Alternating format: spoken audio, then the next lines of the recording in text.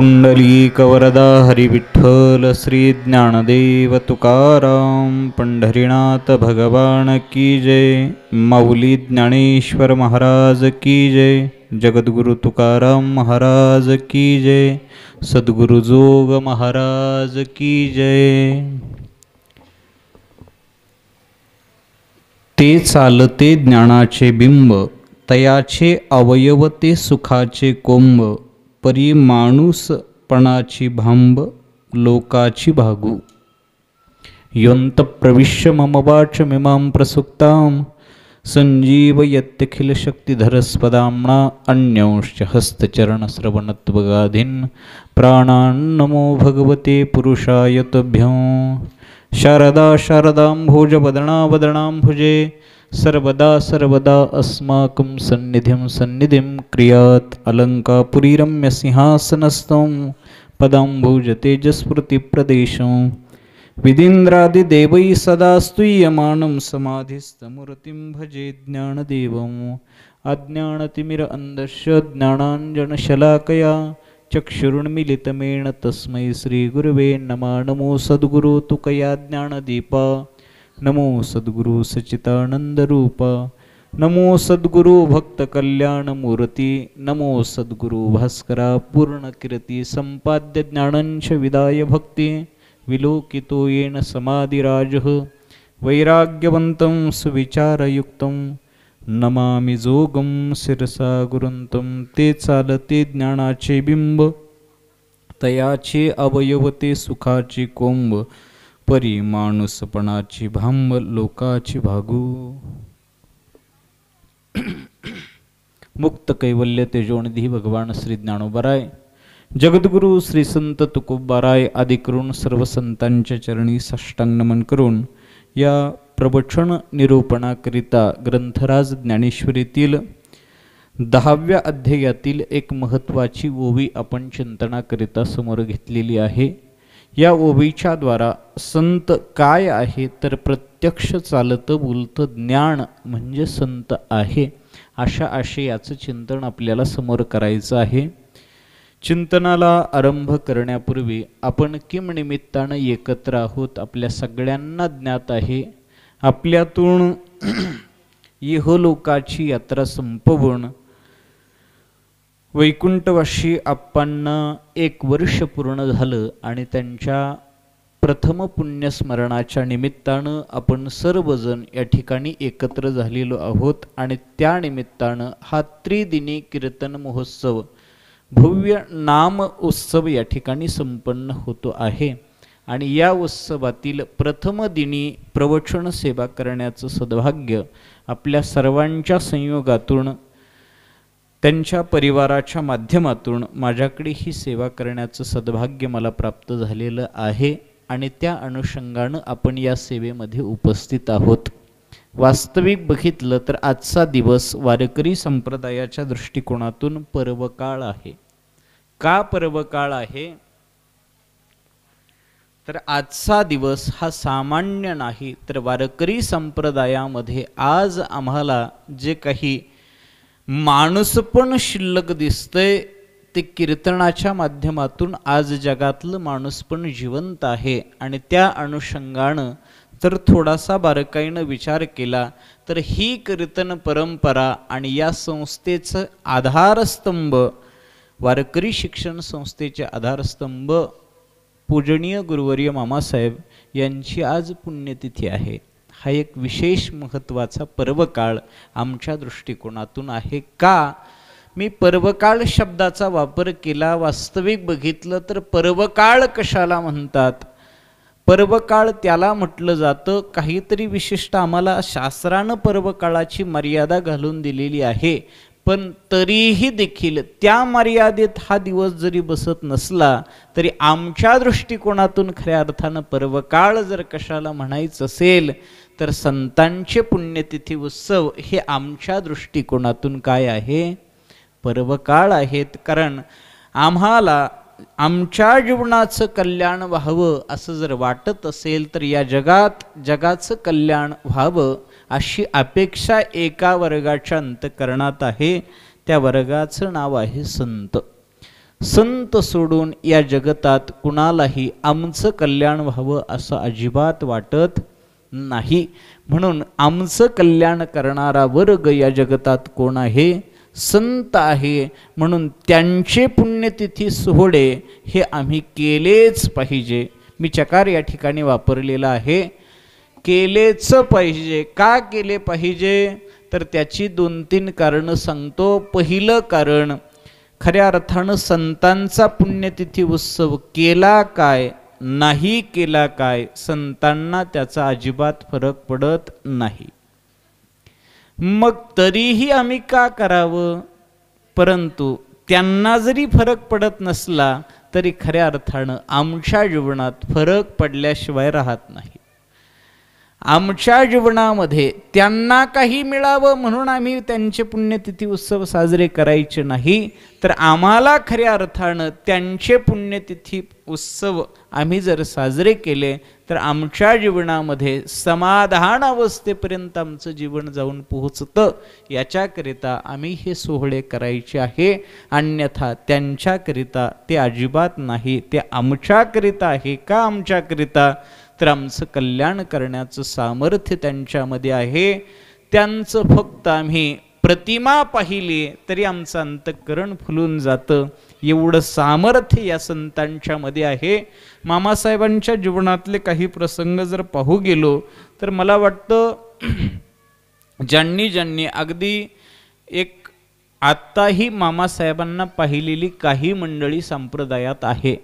पूजनीय गुरुवर्य पांडुरंग बाबा घुले, गुरुवर्य संदीपन दादा आहेत. ही जी मंडळी आहेत यांनी मामासाहेबांना प्रत्यक्ष अनुभवलेलं आहे आणि यांच्याच मुखातून त्यांनी मामासाहेब काय होते हे जे काही थोडंसं सांगितलंय त्या अनुषंगानं जर बोलू गेलो तर मला वाटतं मामासाहेबांचं दर्शन झाल्यानंतर लोक पुण्य समजत होती यात विशेषता नाही. तर मामासाहेबांनी एखाद्या कागदावर काही वाक्य जरी लिहिलेली असली आणि ते कागद जर कोणाच्या हाताला लागले तरी तो माणूस त्या काळामध्ये मी फार पुण्यवान आहे असं स्वतःला समजत होता. एवढं सामर्थ्य वास्तविक बघितलं तर मामासाहेबांचं जीवन आध्यात्मिक क्षेत्रात जेवढं उच्च दर्जाचं होतं ना तेवढंच शैक्षणिक क्षेत्रातलं देखील तेवढंच दर्जेदार व्यक्तिमत्व पूजनीय मामांचं जीवन होतं. का? तर खऱ्या अर्थानं अलीकडे संप्रदायाकडं पाहत असताना बरीचशी शिकलेली मंडळी थोडंसं वेगळ्या नजरेनं पाहतात. कोणत्या नजरेनं पाहतात? वारकरी संप्रदाय म्हणजे गावंढळ लोकांचा संप्रदाय असा शुद्ध शिकलेल्या लोकांचा सात्विक गैरसमज आहे. काय? वारकरी संप्रदायातली लोक म्हणजे निव्वळ गावंढळ असा त्यांचा गैरसमज आहे.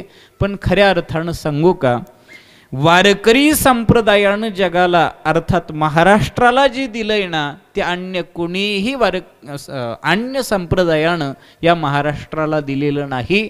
तर महाराष्ट्रामध्ये आज जे काही आम्हाला जे दिसतंय हे सगळंच्या सगळं मिळालं कुणाकडून?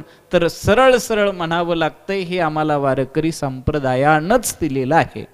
अन्य कोणीही हे देऊ शकत नाही. का देऊ शकत नाही? तर त्यांच्याकडं देण्यासारखं तेवढं काही नाही. कदाचित या वाक्यावर अनेक जण आरोप देखील करू शकतात. पण एवढं धाडसाचं वाक्य मी का बोलतो? तर वारकरी संप्रदायाचं पायिकत्व आम्ही जे स्वीकारलं ना याचं मूळ कारण असं आहे, वारकरी संप्रदाय हा व्यक्तिनिष्ठ संप्रदाय नसून तत्वनिष्ठ संप्रदाय आहे. वारकरी संप्रदाय हा व्यक्तिनिष्ठ संप्रदाय नाही. का व्यक्तिनिष्ठ संप्रदाय नाही? जिथे जिथे व्यक्तिनिष्ठ संप्रदाय झालेत ना ते जोपर्यंत ती व्यक्ती आहे तोपर्यंतच ते संप्रदाय टिकलेले आहेत. एखाद्याच्यावरती आघात झाला, कुठलं तरी आरोप झाला तर त्या संप्रदायाचे पाईक जे आहेत तो ते संप्रदाय सोडून निघून जाताना आपण पाहिलेले आहेत. थोडंसं याच्या पुढचं वाक्य बोलतो. वारकरी संप्रदायातल्या अनेक आम्ही पेपरला वगैरे वगैरे अन्य ठिकाणी भरपूर आघात रोज आम्ही ऐकतोय. थोडंसं वेगळा विषय होईल पण तरी बोलतो. आम्ही रोज त्या अनुषंगानं ऐकतोय आणि अमुक महाराजांनी असं केलं, तमुक महाराजाचं तसं झालं. पण असे सगळे प्रसंग जरी आमच्या कानावरती पडत असले तरी देखील आमच्या संप्रदायावर त्याचा तसभरही परिणाम होत नाही. याच्यापेक्षा अजून काय श्रेष्ठत्व असावं. वास्तविक बघितले तर कुणी एखाद्या महाराजावर वेगवेगळे आरोप केले तरी संप्रदायावर त्याचा परिणाम होत नाही. ही संप्रदायाची खऱ्या अर्थानं श्रेष्ठता आहे. अन्य अलीकडे बोलत असताना बऱ्याचदा बोललं जाते महाराज लोक बिघडली, किंवा अजून काही भाषा अशी वापरली जाते कीर्तनाच्या मर्यादा सोडून कीर्तन करतायत. असं सगळं आम्ही ऐकतो आहोत. पण हे सगळं ऐकत असताना देखील जी आमची निष्ठा वारकरी संप्रदायावर आहे ती त्या लोकांच्या नादाला लागून आमची तसभरही कमी झालेली नाही. हे कारण काय आहे तर आम्ही व्यक्तिनिष्ठ संप्रदायाचे पायिक नसून आम्ही तत्वनिष्ठ संप्रदायाचे पायिक आहोत. आणि हे तत्व ज्यांनी पूर्वी जोपासलं ना ती महात्म्य आमच्या संप्रदायातली हिमालयाच्या उंचीची ती महात्म्य होऊन गेली. आणि त्याचाच परिणाम आज आमच्या ठिकाणी हा संप्रदाय सहजतेनं आम्हाला जो जगता येतोय.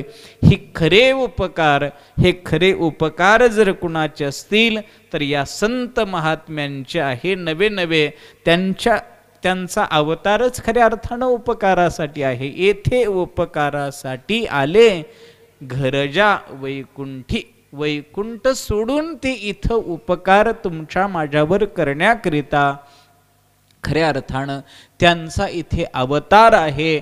आणि त्यांचा अवतार आमचं कल्याण व्हावं ही शुद्ध अपेक्षा घेऊन त्यांनी जगाच्या कल्याणा संतांच्या विभूती देह कष्टविती परोपकारे मामांच्या जीवनातले काही प्रसंग संदीपन महाराजांनी आपल्याला प्रत्येक वर्षी आपण काही ना काही जे महाराजांच्या मुखातून ऐकतोय ना त्यातलं 50% मामांच्या मुखातून त्यांच्याकडे आलेलं आहे. आणि वारकरी संप्रदायाची परंपरा अशी आहे की अगोदरच्या लोकांनी जे त्यांना सांगितलं ती पुढची लोक आपल्याला सांगतात. त्यांनी जे आपल्याला सांगितलंय ते आता आपण सांगायचं आहे. म्हणजे याच्यात तुम्ही म्हणाल मग याच्यापेक्षा वेगळं काही तुम्हाला सांगता येत नाही का. ज्यांनी वेगळं सांगायचे प्रयत्न केले ते त्यांच्या फार तर प्रसिद्धी झाली असेल पण खऱ्या अर्थानं जर विचार करू गेलो तर ज्याच्याकरिता सांगणं आहे ते मात्र साध्य होऊ शकत नाही. म्हणून आम्हाला जी परंपरा आमच्या परंपरेनं आमच्या बाप दाद्यानं ही संत महात्मे कोण आहे तर आमचे वाड वडीलच आहे असं म्हणावं लागणार आहे. आणि यांनी आम्हाला ज्या परंपरा घालून दिल्यात ना ते सोडून आम्ही वेगळं काही करावं असं मात्र अजिबात नाही. म्हणून अतिशय उत्तम परंपरा उत्तम संप्रदायाचे पायिक आपण आहोत. आणि या संप्रदायात मामांचं एक भरीव कार्य आम्हाला पाहायला मिळतं. आणि मामांच्या त्या कार्यामुळे आज 104-5 वर्षाची झालेली संस्था आणि त्या संस्थेची परिस्थिती जर पाहिली तर त्या काळात जी अवस्था तीच आजही तशीच टिकून आहे.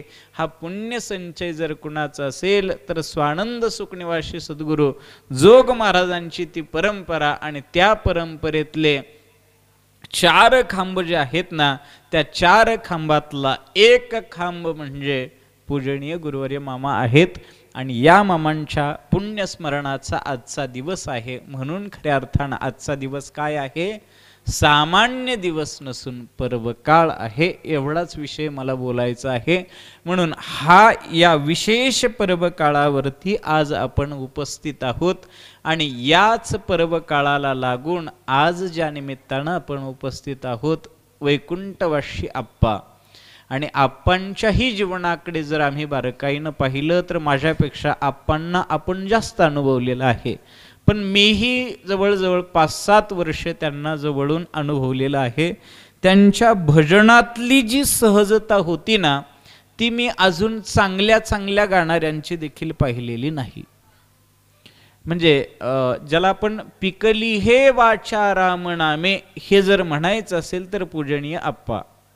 कारण सहज भजन गायलं ना, कितीही नास्तिक मनुष्य असू द्या, त्याच्या अंतःकरणात सत्वगुण जागा झाल्याशिवाय राहत नव्हता, हे आपण आपल्या डोळ्यानं पाहिलेलं आहे. हे सामर्थ्य त्यांच्या भजनामध्ये आपण नेहमी अनुभवत होतो. आणि आप्पांचं 1 वर्षापूर्वी इहलोकातून जरी जाणं झालेलं असलं तरी आज त्यांच्या पाठीमागे असलेल्या त्यांच्या संपूर्ण परिवाराचा जर विचार केला तर परिवार देखील तिणेची पंथे चालू जाता. कोणत्या पंथे?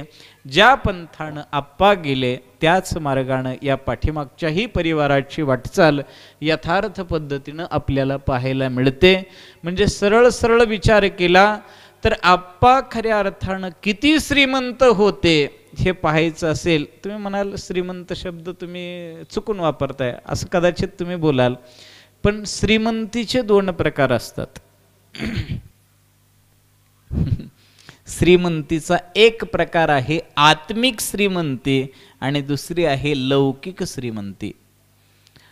याला लौकिक श्रीमंती म्हणा आणि दुसरं अलौकिक श्रीमंती म्हणा. आपणकडे लौकिक श्रीमंती किती होती, काय होती ही फारशी मला माहिती नाही आणि तिचा फारसा आपल्याला विचार देखील करायचा नाही. परंतु त्यांच्या अलौकिक श्रीमंतीचा जर विचार केला तर त्यांच्या मुलाचा जर विचार केला ना, म्हणजे सार्थकजींचे पिताश्री, एवढं पाठांतर मला वाटतं आंदरसूल सोडा, येवला तालुक्यात एवढं पाठांतर नाही. कीर्तनकाराचं नाही हं, बाकीचं सोडा, कीर्तनकाराचं देखील एवढं पाठांतर नाही. आणि पाठांतर जे काही केलंय ना ते देखील असं कुठलं तरी आलतं बलतं काहीही पाठ केलेलं नाही. जे पाठ केलेलं आहे ते असं दर्जेदार आहे आणि दर्जेदार पाठांतर आणि तेवढं पाठ करून तसेच्या तसं आजही जिवंत आहे. पाठांतर करणारी भरपूर आहेत पण ते केलेलं पाठांतर जिवंत राहीलच याची शाश्वती नाही. पण त्यांच्याकडे आता मी बऱ्याचदा त्यांच्यासमोर कीर्तनं केली, त्यांनी जी जी प्रमाण मला दिली ती त्यातलं बऱ्याच वेळेला माझंही ते प्रमाण पाठ नसतं, अशी प्रमाणं ते देत असतात. म्हणजे ही खऱ्या अर्थानं काय आहे, आपणची अलौकिक श्रीमंती आहे. पुढच्या पिढीकडे जर पाहिलं तर पुढच्याही पिढीमध्ये आज ज्यांची कीर्तन सेवा आहे आदरणीय राहुल महाराज, ही देखील त्यांचीच श्रीमंती आहे. सार्थकजीचं भजन ही देखील त्यांचीच श्रीमंती आहे. दुसरे नातू ते देखील आळंदी क्षेत्रात शिकतात. ही श्रीमंती जर कुणाची असेल तर ही सगळी श्रीमंती ही त्यांनी कमवलेलं आहे. आपल्याला फक्त आता ते खर्चायचं आहे. म्हणजे आपल्याकडे बोललं जातं ना, किती पिढ्या? 7 पिढ्या बसून खातील एवढं कमवलंय. आणि खरं सांगू का, पुढच्या 7 पिढ्यापर्यंत इच्छा नसेल तरी भजन केलं जाईल. एवढं कमवलेलं जर कोणी असेल तर आपणनी कमवलेलं आहे. म्हणून ही खऱ्या अर्थानं अलौकिक श्रीमंती आपणच्या जीवनामध्ये आहे आणि ती श्रीमंती आपल्याला पाहायला मिळाली. आणि या श्रीमंत महात्म्याच्या प्रथम पुण्यस्मरणाच्या निमित्तानं आपण एकत्र झालेलो आहोत. आणि त्या अनुषंगानं ते चालते ज्ञानाचे बिंब, या अनुषंगानं ही ओवी आपण चिंतनाकरिता समोर घेतलेली आहे. वास्तविक बघितलं तर ओवीचं काही चिंतन मी करावं एवढा मोठा मी नक्कीच नाही. ही सगळी दिग्गज मंडळी, तिघही संस्थेची चांगला अभ्यास करून सुटलेली मंडळी आहेत आणि यांच्यासमोर मी असलं काही सांगावं असा माझा नक्कीच अधिकार नाही. पण तरीही देखील आता प्रवचनाकरिता बसवलंय म्हटल्यावर थोडंफार सांगितलं पाहिजे. आणि त्या अनुषंगानं जर बोलू गेलो आपण तर ते चालते ज्ञानाचे बिंब कोण? इथं जर प्रश्न केला तर सरळ सरळ संतांच्या संबंधानं केलेलं वर्णन आपल्याला पाहायला मिळतं. संत कोण आहेत तर संत प्रत्यक्ष चालतं बोलतं ज्ञान म्हणजे कोण आहे? मूर्तिमंत ज्ञान म्हणजे संत आहे. ज्ञानोबारायांच्या संबंधानं बोलत असताना ज्ञानोबाराय म्हणजे कोण आहे असं जर कोणी विचारलं तर त्याचं उत्तर दिलं जातं, ऐकेगा ज्ञान चक्रवर्ती तू तव ज्ञानाचीच मूर्ती असं ज्ञानोबरायाच्या संबंधानं बोललेलं आहे. म्हणजे तू तव ज्ञानाचीच मूर्ती म्हणजे ज्ञानालाच फुटलेले हातपाय म्हणजे ज्ञानोबाराय असं ज्ञानोबारायांच्या संबंधानं बोललेलं आहे. मग तेच ज्ञानोबाराय संतांच्या संबंधानं बोलत असताना सांगतात ते चालते ज्ञानाचे बिंब. ते चालतं बोलतं ज्ञान म्हणजे कोण आहे तर संत आहे. थोडासा प्रश्न निर्माण होतो, ज्ञान म्हणजे काय? ज्ञान शब्दाचा अर्थ काय? ज्ञान शब्दाचा सरळ सरळ अर्थ केला तर कळणं हा सामान्य अर्थ आहे. कुठली तरी गोष्ट कळणं याला काय म्हणतात? ज्ञान. म्हणजे एखादी गोष्ट समजणं याला काय म्हटलेलं आहे? सामान्य दृष्टिकोनातून ज्ञानाची व्याख्या केली तर कळणं याला ज्ञान म्हणतात. मग कळण्याचे देखील दोन प्रकार आहेत. एक बरोबर कळणं आणि दुसरं चुकीचं कळणं. मग आता आम्हाला जे जे काही आम्हाला कळतं का नाही बोला? आम्हाला खरं सांगू का, आम्हाला खूप काही कळलंय. पण जेवढं काही कळालंय ना हे सगळं चुकीचं कळलंय. जे कळायचं आहे त्याच्यासाठीच हे प्रवचन, त्याच्यासाठीच कीर्तन. पण एवढं करूनही कळेल की न कळेल हा मोठा प्रश्न आहे. म्हणून खऱ्या अर्थानं ज्ञान शब्दाचा अर्थ जरी कळणं असेल परंतु कळण्याचे दोन प्रकार पाहिले तर एक चुकीचं कळणं आणि दुसरं आहे बरोबर कळणं. प्रपंचाच्या क्षेत्रामध्ये आम्हाला जे जे काही कळालंय ना हे जरी कळालं असलं तरी मला वाटतं त्याचा फारसा उपयोग आम्हाला होईल की न होईल सांगता येत नाही. आम्हाला काय कळालंय? सकाळी उठल्यानंतर बाबा आता दुपारच्या जेवणाची तयारी केली पाहिजे हे प्रत्येकाला कळतं, बरोबर. पण कळण्याच्या दृष्टिकोनातून विचार केला तर प्रपंचाच्या क्षेत्रात आम्ही कितीही उच्चतम शिखर जरी गाठलं तरी मात्र जे कळण्यासाठी आम्ही जन्माला आलेलो आहोत ना ते जोपर्यंत कळत नाही तोपर्यंत हे कितीही कळालं तरी देखील आमच्या जीवनात कल्याण होऊ शकत नाही. एक सांगू का, एखादा गडगंज संपत्ती धन दौलत ऐश्वर्य कमवून मेला आणि एखादा रस्त्यानं जाणारा कुत्रा तोही मेला. पण इकडं जर निस्ती संपत्ती धन दौलत ऐश्वर्य एवढंच कमवून जर मेलेला असेल आणि तो कुत्रा मरणं दोघांच्या मरण्यात मात्र फरक नाही असं मामा सांगायचे असं बोलतात. असं कोण सांगतं? संदीपन महाराजांनी सांगितलंय आणि आता तेच आम्ही तुम्हाला सांगतोय. म्हणजे सरळ सरळ विचार केला तर कळालं त्याच्या जीवनामध्ये पण चुकीचं कळालं याच्या उलट एक जीवन आहे. हे चुकीचं जेवढं काही आहे ना त्यातलं काहीच कळालं नाही.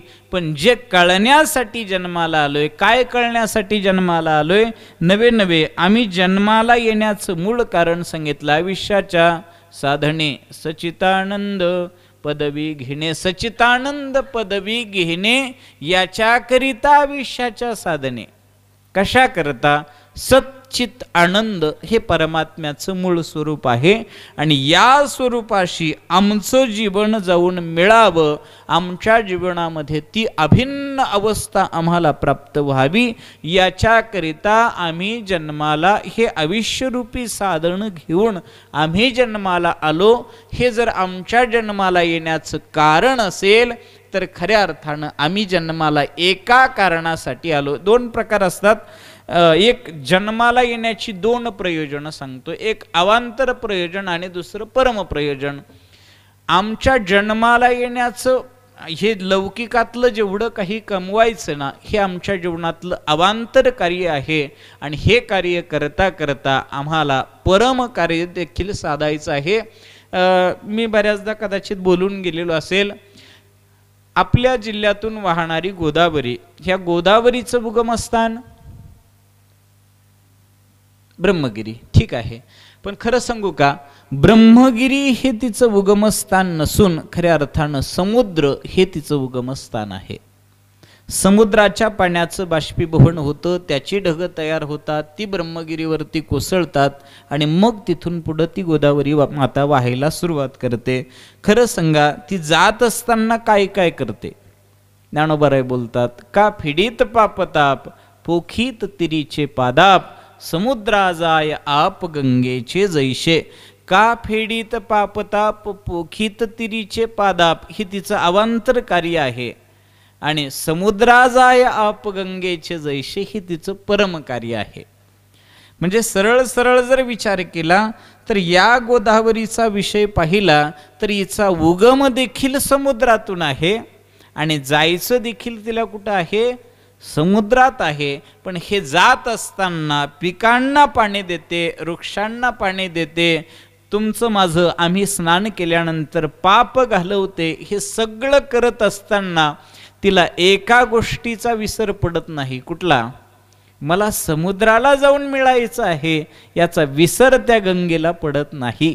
आणि तद्वत आमचा विचार केला तर आम्हीही ममैव अंशो जीवलोके, आम्हीही त्या परमात्म्याच्या अंशातून आलेलो आहोत आणि आम्हाला जायचं देखील परमात्म्याच्या अंशाशी आहे.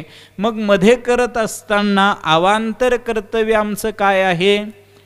शिक्षण घेणं हे आमचं अवांतर कर्तव्य आहे. पोटापुरती विद्या कमवणं, पोट भरवण्याचं साधन मिळवणं, लग्न करणं, मुलाबाळांचं शिक्षण करणं, धन दौलत ऐश्वर्य संपन्न जीवन जगणं, ह्या सगळ्या गोष्टी ज्या करायच्यात ना त्या काय आहे तर आमच्या जीवनातलं अवांतर ते कार्य आहे. आणि हे करत असताना मात्र आम्हाला एका गोष्टीचा विसर पडता कामा नये. कुठल्या?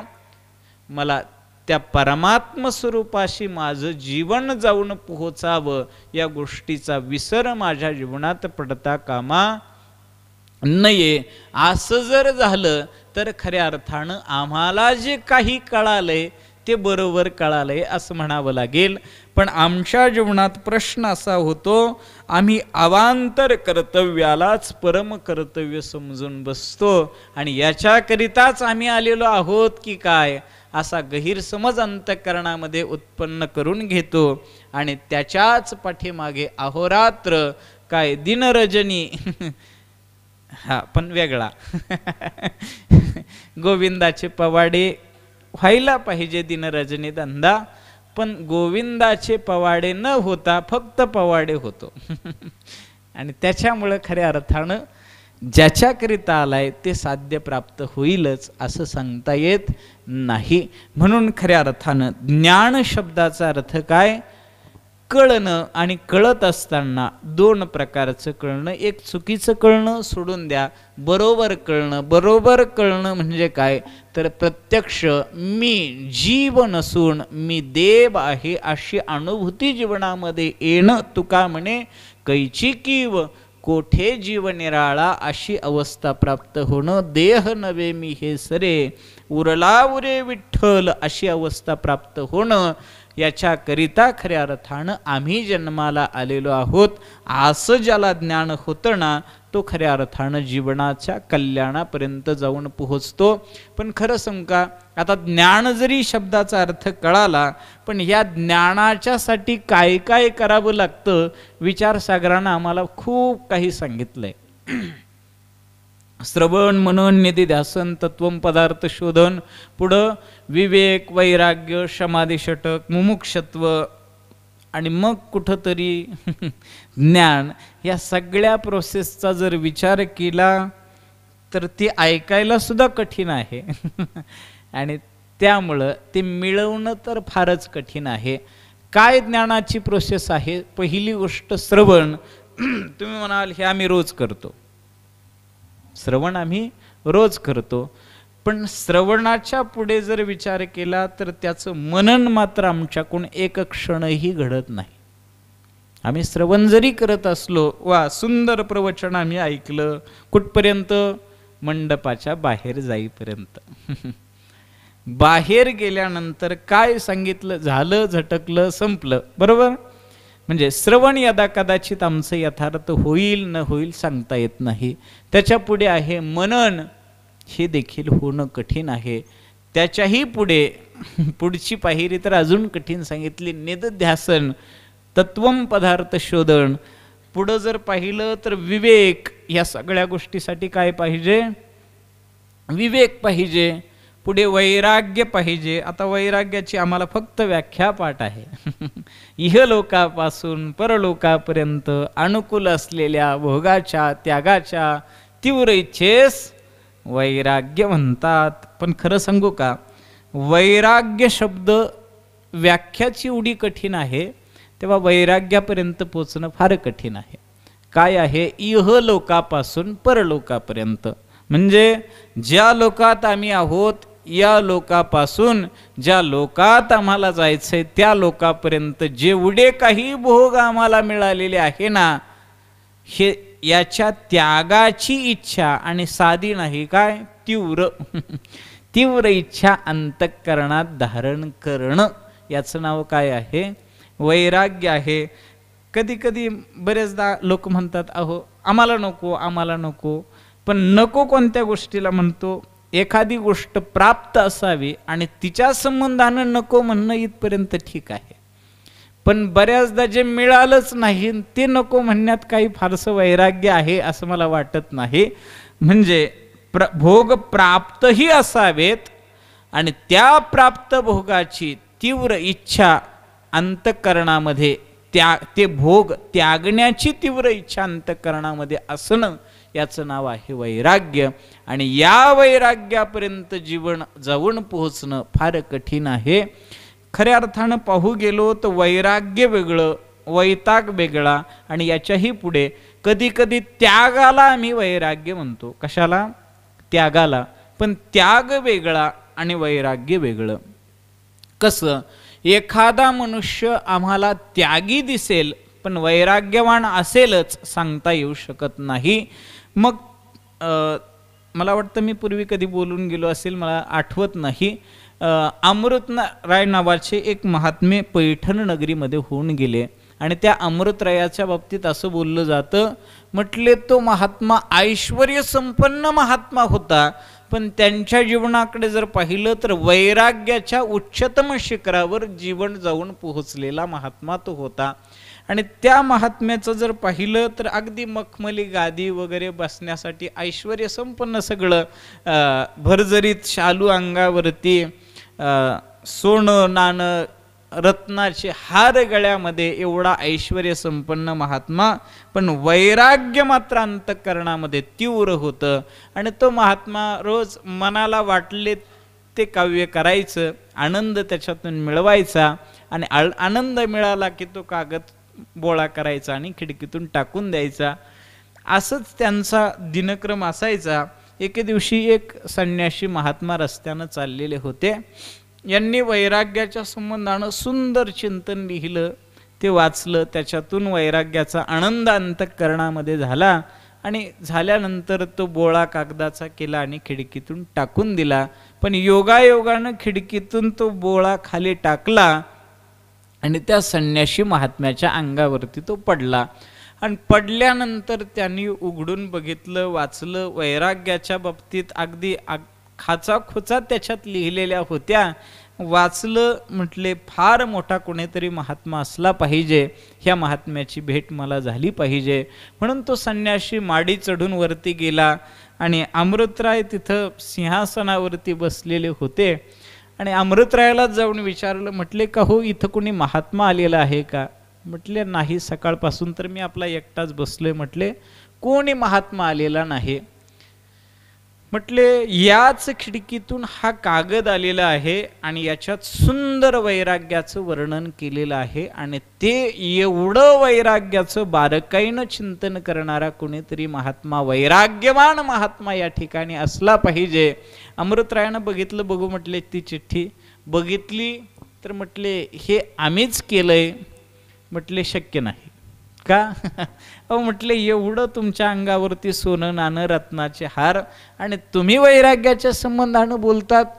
म्हटले हे माझ्या प्रारब्धानं मला प्राप्त झालंय, परंतु अंतःकरणाच्या दृष्टिकोनातून वैराग्य माझ्या अंतःकरणाला आहे. असं म्हटल्यानंतर म्हटले तुमच्या प्रारब्धात सोनं नाणं आमच्या का नाही? म्हटले असं अजिबात नाही, चला आमच्याबरोबर, खरंच वैराग्यवान तुम्ही असाल तर एक लंगोटी लावून आमच्याबरोबर चालायचं. अमृतराय परेच्छा, महात्मा हा स्वेच्छा प्रारब्धानं कधीही जीवन जगत नाही. आपण सांगू तसं. थोडंसं आठवलं म्हणून सांगतो. मी गुरुवर्य शास्त्री महाराजांकडे राहत असताना मला त्या काळात मी स्वतः इस्तारीचे कपडे वापरायचो. मग मलाही वाटायचं की बाबा त्यांनी इस्त्री वगैरे, मग त्यांना मी म्हटलं की इस्त्री, हां चल तुला जर वाटत असेल तर करून आण. मग मी आणली, ते इस्त्रीचे कपडे घालणार नाही, म्हणजे तसलं काही नाही. मी जसं म्हणेल तसं ते वागायचे. ते मला आता कळतंय की बाबा महात्मा हा स्वतःच्या मनात कुठल्याही प्रकारचा विचार ठेवत नाही. दुसऱ्याच्या विचारानं, बाबा तुला बरं वाटतंय ना, मग मी हे करेल. आत्तापर्यंत सगळ्या संतांकडे आम्ही पाहू गेलो तर जगाला ज्याच्यात बरं वाटतं, पण चुकीचं असेल तर तिथं नाही बरं. जे वाटतंय चला करा, अशा पद्धतीचं फारसा विचार न करता त्या महात्म्याने सांगितलं, बाबा चला तुझी इच्छा आहे ना, मी लंगोट लावून यावं. लंगोट लावली, निघाले, दोघंही निघाले. परंतु कितीही काहीही मामासाहेबांचंच वाक्य आहे, जरी झाला संन्याशी तरी माध्यान्नाशी माध्यान्नाला काहीतरी असावं, हे मामांचंच वाक्य आहे बरं. आणि खऱ्या अर्थानं विचार केला तर आता दुपारची वेळ झाली, दोघांनाही काहीतरी पोटासाठी असावं, म्हणून अमृतराय त्या संन्यासी महात्म्यानं अमृतरायाला सांगितलं, म्हटले तुम्हाला भिक्षा मागण्याची सवय नाही, तुम्ही ह्या पारावरती बसा, मी 2-4 घरं मागून आणतो, मग आपण दोघं जेवण करू. आणि अमृतराय त्या झाडाखाली बसले. आणि बसल्यानंतर अमृतरायाला भेटण्यासाठी अमृतरायाचा एक राजा सगळं काही ऐश्वर घेऊन त्या रस्त्यानं येत होता. पालखी वगैरे वगैरे सगळं काही ऐश्वर होतं. आणि त्यानं बघितलं, म्हटले आपले गुरु आणि इथं लंगोट लावून. विचारलं, म्हटले काय? म्हटले काही नाही, त्या महात्म्यानं मला असं बसवलंय म्हणून बसलोय. मग शेवटी त्या राजानं परत सगळे कपडे वस्त्र दान केलं. आणि पालखी जी आणलेली होती ना राजा, त्या स्वतः राजा खाली उतरला, अमृतरायाला त्या पालखीमध्ये बसवलं. आणि मग परत अमृतराय निघणार, अगदी गर्दी वगैरे झाली. आणि तोपर्यंत हा महात्मा 4-2 घरं मागून घामाघूम झालेला त्या अवस्थेत आला. बघितलं महात्मा इथं दिसत नाही, आता कुणाला विचारावा, म्हणून त्या पालखीचा शेला बाजूला केला आणि आतमध्येच जो बसलाय त्यालाच विचारावं म्हटले. म्हणून बघितलं तर अमृतरायानं सांगितलं, म्हटले तुला सांगितलं होतं बाबा, माझ्या प्रारब्धानं मला ऐश्वर संपन्नता आहे, माझ्या अंतःकरणाला जरी वैराग्य आहे, बाह्य अंगानं माझ्या ठिकाणी त्याग जरी दिसत नसला तरी खऱ्या अर्थानं अंतःकरणाच्या दृष्टिकोनातून वैराग्य माझ्या अंतःकरणाला आहे. मला फक्त सांगायचं काय आहे, त्याग वेगळा आणि वैराग्य वेगळं. एखाद्याकडे बाह्य त्याग दिसेल पण वैराग्य असेलच सांगता येत नाही. एखाद्याकडे त्याग न दिसू द्या पण वैराग्य असण्याची शक्यता आहे.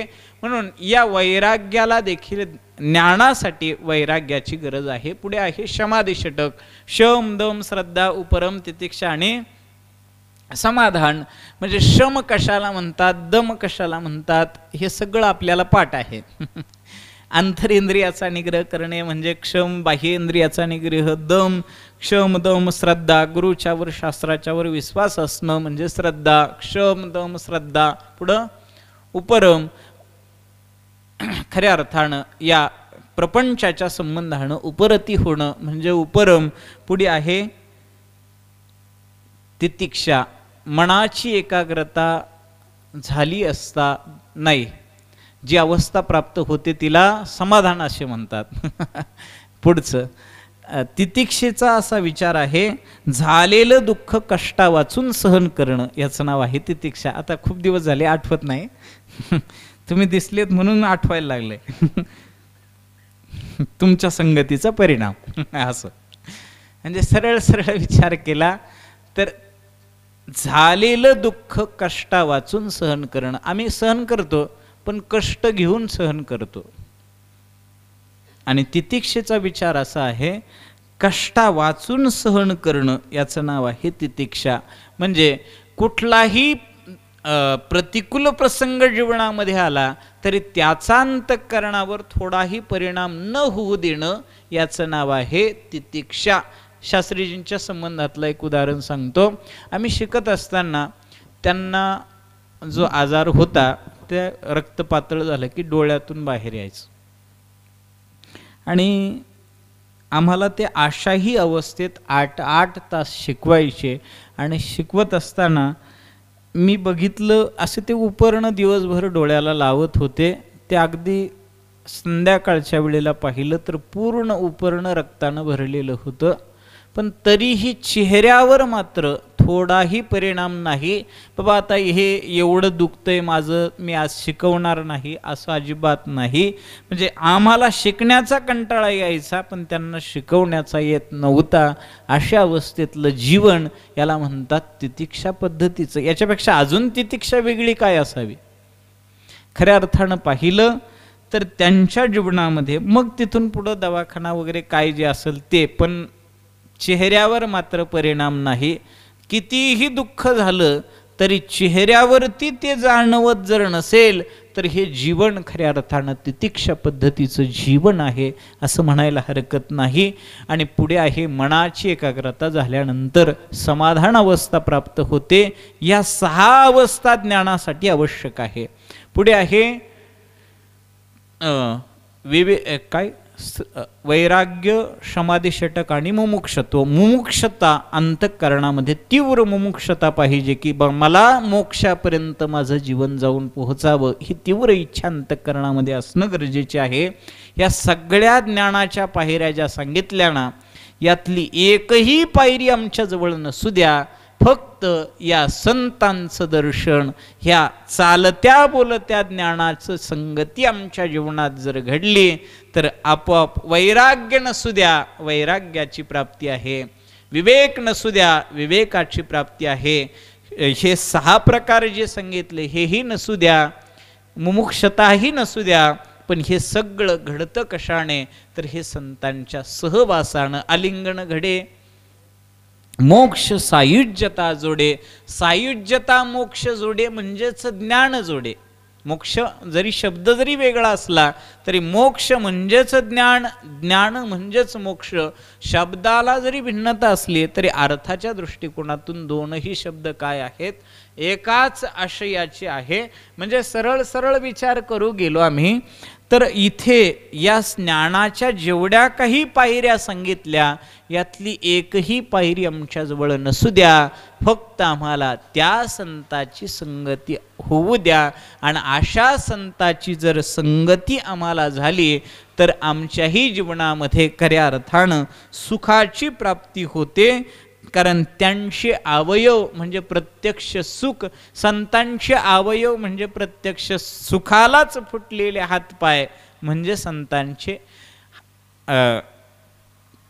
तयाचे अवयव ते सुखाचे कोंब. म्हणजे सुखाची खऱ्या अर्थानं अनुभूती जर कुठे असेल तर संतांच्या जवळ आम्हाला ती पाहायला मिळते. ते ज्ञानाचे, ते चालते ज्ञानाचे बिंब. म्हणजे खऱ्या अर्थानं विचार करू गेलो तर ते प्रत्यक्ष संत ज्ञानरूप आहे आणि ते त्यांचं शरीर म्हणजे सुखरूप आहे. आता इथं जरी शब्द 2 वाटत असले, सुख आणि ज्ञान, हेही 2 शब्द वेगळे जरी वाटत असले तरी सुख म्हणजेच ज्ञान, ज्ञान म्हणजेच सुख. कसं तर थोडंसं सांगतो. आम्ही ज्याला सुख म्हणतो ना ते सुख नाही, तो सुखाचा आभास आहे. ज्ञानोबारायाने सांगितलं का विद्युत स्फुरणे कान पाहे जगामाची. म्हणजे सरळ सरळ आकाशात वीज चमकावी त्याप्रमाणे आम्हाला सुखाचा लेश या प्रपंचाच्या क्षेत्रामध्ये पाहायला मिळतो. काय बेगडाची बाहुली अबराची सावली जाईल लया. म्हणजे सरळ सरळ पाहिलं तर इथं हे बेगड चमकतं, पण किती काळ? हे फक्त आता सांगायचं ते आता पाहायला मिळत नाही. पूर्वीची मंडळी तुम्ही आहात, बैलाच्या शिंगाला तुम्ही बेगड लावायचा, बरोबर. पण जर विचार केला तर ते गावातून मिरून येईपर्यंत बैलाच्या शिंगाला ते राहत नव्हतं. लावताना अतिशय चमकदार दिसायचं. म्हणजेच तशाच पद्धतीतलं प्रपंचाचं सुख आहे. गाडी घेतल्यानंतर पहिल्या दिवशी असं वाटतं की बाबा आता आपल्याला गावात जोड नाही. कितव्या दिवशी? पहिल्या दिवशी. ही खऱ्या अर्थानं चमक आहे. पण गावातून एक फेरफटका मारून येऊ द्या. मी बऱ्याचदा सांगत असतो बाबा, गाडी घेतल्यानंतर पहिल्या दिवशी अगरबत्ती लावतो, नारळ फोडतो, सुंदरसा हार तिला घालतो. यातलं दुसऱ्या दिवशी काय करतो हो? स्वच्छ फडक्यानं पुसून काढतो. तिसऱ्या दिवशी पुसत नाही, फडकं वरतून झटकवतो. चौथ्या दिवशी यातलं काही न करता डायरेक्ट किक मारतो. खरं सांगा, पहिल्या दिवशी जी गाडी आहे तीच चौथ्या दिवशी की वेगळी आहे? तीच गाडी आहे. मग तिच्या संबंधानं रोजचा हा बदल का होत गेला? तर याचं कारण सुख म्हणजे गाडी नाही, सुख हा अंतःकरण वृत्तीचा विषय आहे. आणि आमची अंतःकरण वृत्ती पहिल्या दिवशी जितकी गाडीला चिकटली ना, तितकी दुसऱ्या दिवशी चिकटली नाही, जितकी दुसऱ्या दिवशी तितकी तिसऱ्या दिवशी नाही. हळूहळू हळूहळू वृत्ती बहिर्मुख होऊन जाते. म्हणून खऱ्या अर्थानं तिथं सुखाचा फक्त लेश आहे, सुख नाही. आणि ज्या ठिकाणी वृत्ती स्थिर बनते, स्थिर होते ना, त्याला खऱ्या अर्थानं सुखाचं म्हणजे ते खरं सुखाचं स्थान आहे. खरं सांगा, आत्ताच वारी झाली. वारीचा जर विचार केला तर पहिल्या दिवशी आळंदीहून पंढरीला निघालं की पुण्याला जात असताना पाऊस जर असला तर सगळं धोतर चिखलानं मागतं. कितव्या दिवशी? पहिल्या दिवशी. दुसऱ्या दिवशी सासवडचा घाट नको आता चढूच नाही असं वाटतं. पुढं गेलं की चप्पल चावते. परत कुठंतरी पाऊस येतो. परत काय नको ते हाल. कुठपर्यंत? वाखरी येईपर्यंत. वाखरीतून एकदा पंढरी नगरीमध्ये प्रवेश झाला आणि एकदा का त्या परमात्मा पंढरीनाथाचं दर्शन न होऊ द्या, फक्त कळस जरी पाहिला ना तरी माखलेलं चिखलानं माखलेल्या धोत्राची आठवण नाही, पायाला आलेल्या फोडाची आठवण नाही. का तर खऱ्या सुखाची प्राप्ती झाल्यामुळे क्षणिक दुःखाची जे काही तात्पुरत्या स्वरूपाचं झालेलं जे काही दुःख होतं ना, त्याचा संबंध कायमचा तुटला असं वाटतंय. भागल्याचा तू विसावा करीन नावा निंबलोण, किंवा आमुची विश्रांती तुमचे चरण कमळापती. हे कमळापती, तुमचे चरण काय आहे? तर खऱ्या अर्थानं आमची विश्रांती आहे. म्हणून सुखालागी करशी तळमळ, तरी तू जाय कुठं? गोव्याला नाही, तरी तू जाय पंढरीशी एक वेळ. खऱ्या अर्थानं एकदा का होईना बाबा तू पंढरीला जा. मग तिथं गेल्यानंतर काय होईल? मग तू अवघाची सुखरूप होशी. सुखरूप होशी असं नाही बोलले, अवघाची सुखरूप होशी. आणि ज्या वेळेला अवघा सुखरूप झाला ना, मग पाठीमागे काही शिल्लक राहत नाही. ज्या वेळेला अवघं जातं त्यावेळेला काहीच राहत नाही. म्हणून खऱ्या अर्थानं प्रपंचाच्या क्षेत्रामध्ये आम्ही जे शोधतो आहोत हे तात्पुरत्या स्वरूपाचं सुख आहे. आणि परमार्थाच्या क्षेत्रामध्ये हे अलौकिक सुख आहे. म्हणजे जिथे आरंभाला दुःख आहे आणि परिणाम सुखाचा आहे, याला म्हणा परमार्थाचं क्षेत्र. आणि जिथे आरंभाला सुख वाटतंय आणि परिणाम जिथे दुःखाचा आहे ना, याचं नाव आहे प्रपंचाच्या क्षेत्रात. नेहमी आम्हाला काय पाहायला मिळतं? दुःखच पाहायला मिळतं. पण सुरुवात मात्र सुखाची असते. 12:30चा मुहूर्त असावा, 12:15 वाजता नवरदेवाला जाऊन भेटा आणि सहज विचारा, बाबा कसं वाटतंय? नाही, या आनंदाशी जोडा. कधी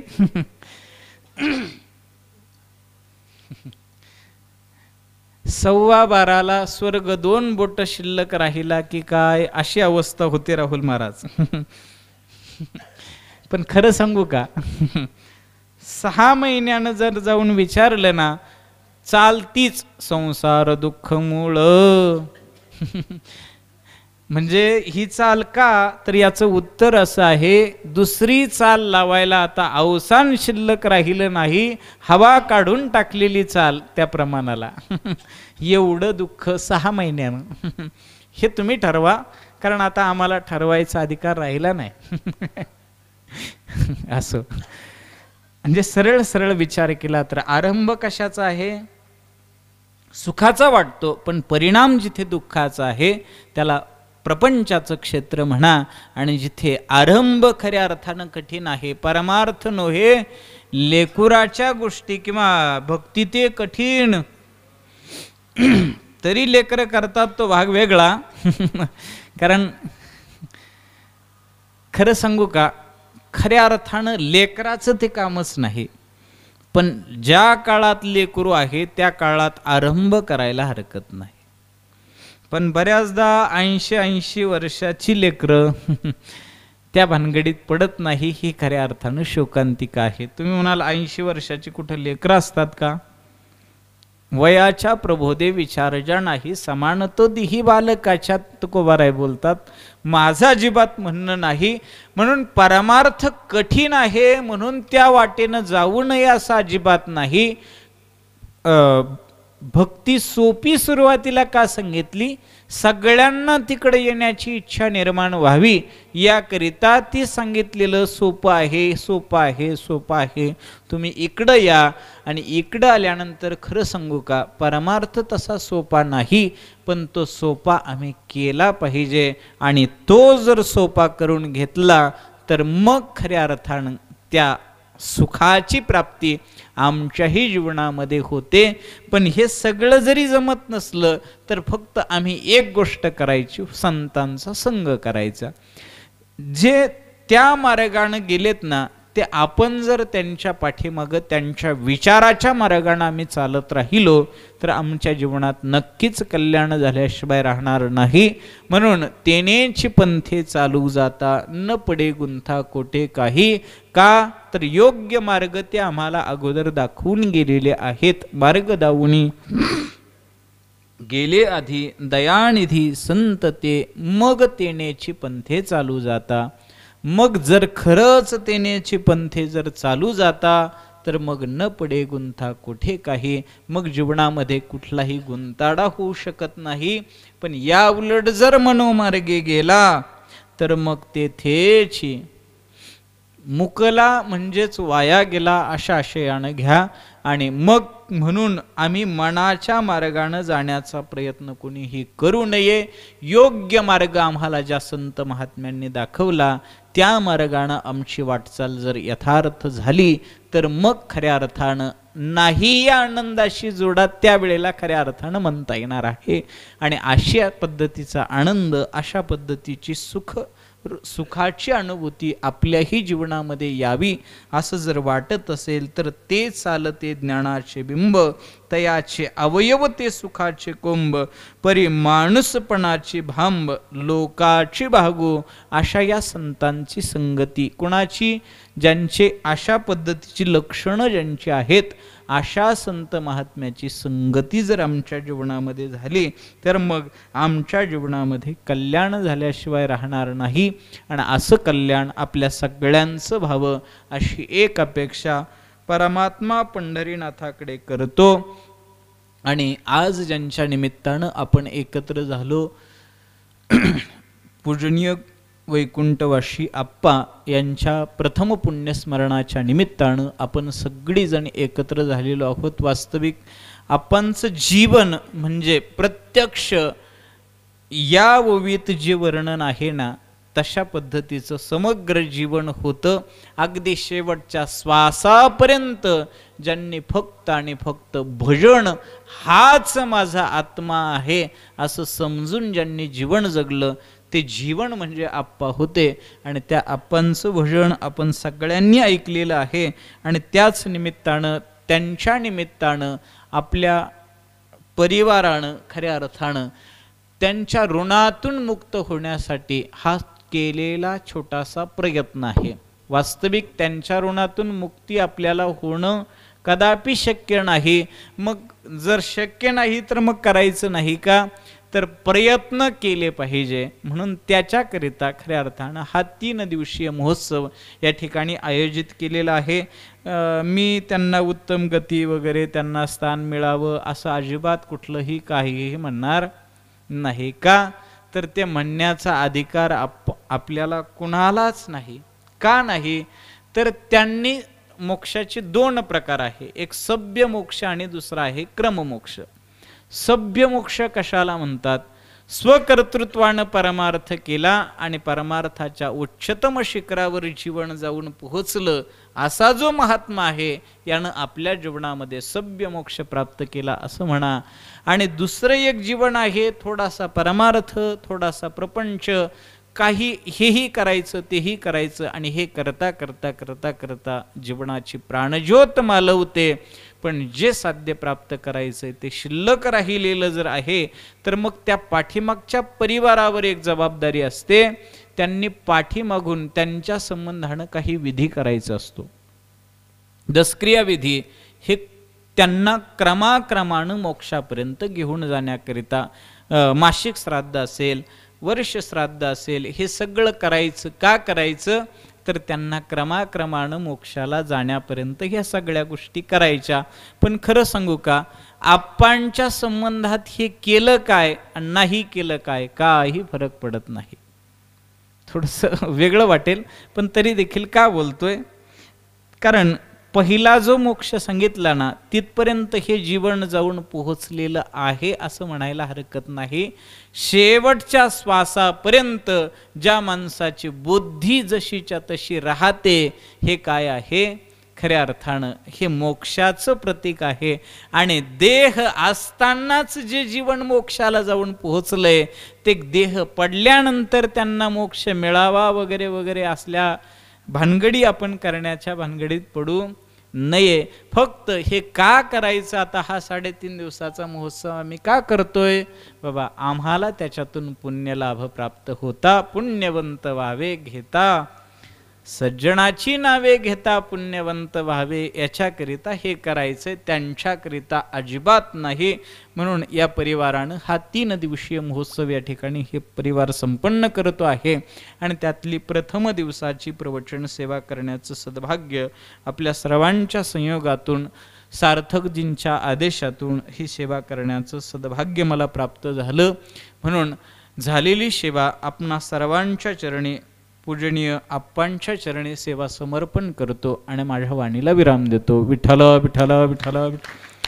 पुंडलिक वरदा हरी विठ्ठल. श्री ज्ञानदेव तुकाराम पंढरीनाथ भगवान की जय. माऊली ज्ञानेश्वर महाराज की जय. जगद्गुरु तुकाराम महाराज, सद्गुरु जोग महाराज की जय.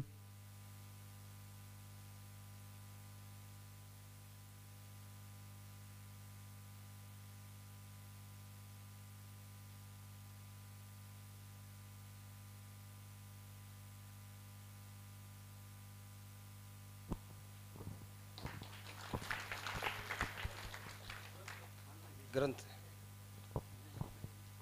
पुंडलिक वरदा हरी विठ्ठल. श्री ज्ञानदेव तुकार पंढरीनाथ भगवान. विश्वगुरु